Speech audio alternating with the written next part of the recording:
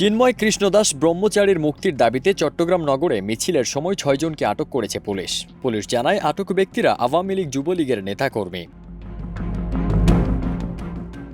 নগর পুলিশের গণমাধ্যম উইংয়ের অতিরিক্ত উপকমিশনার কাজী মোহাম্মদ তারেক আজিজ বলেন, চিন্ময় কৃষ্ণদাসের মুক্তির দাবিতে একটি মিছিল বের করার প্রস্তুতির খবর এলে গত ২৬ নভেম্বর রাতে পাহাড়তলী থানার পুলিশ অভিযান চালিয়ে ৬ জনকে আটক করে।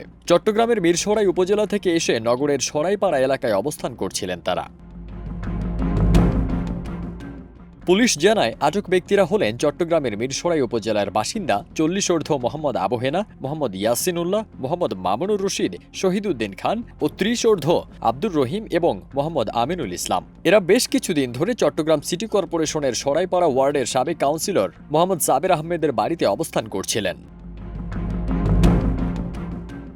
গতকাল বিকেলে চট্টগ্রামে আইনশৃঙ্খলা রক্ষাকারী বাহিনী ও আইনজীবীদের সঙ্গে রাষ্ট্রদ্রোহ মামলায় গ্রেপ্তার চিন্ময় কৃষ্ণদাস ব্রহ্মচারীর অনুসারীদের সংঘর্ষের সময় এক আইনজীবী নিহত হন। সংঘর্ষে আহত হন পুলিশের ১০ সদস্য সহ অন্তত ৩৭ জন। এরই জেরে আইনজীবী হত্যার প্রতিবাদে আজ চট্টগ্রামের আদালতে কর্মবিরতির ডাক দিয়েছেন আইনজীবীরা। লোহাগাড়ার চুনতি এলাকার জামাল উদ্দিনের ছেলে নিহত ৩৫ বছর বয়সী আইনজীবী সাইফুল ইসলাম ওরফে আলিফ সহকারী সরকারি কৌশলী ছিলেন। বিকেল ৪:৩০টার দিকে তাকে চট্টগ্রাম মেডিকেল কলেজ হাসপাতালে নিলে চিকিৎসক মৃত ঘোষণা করেন। ফারদিন সানি, দেশ রূপান্তর।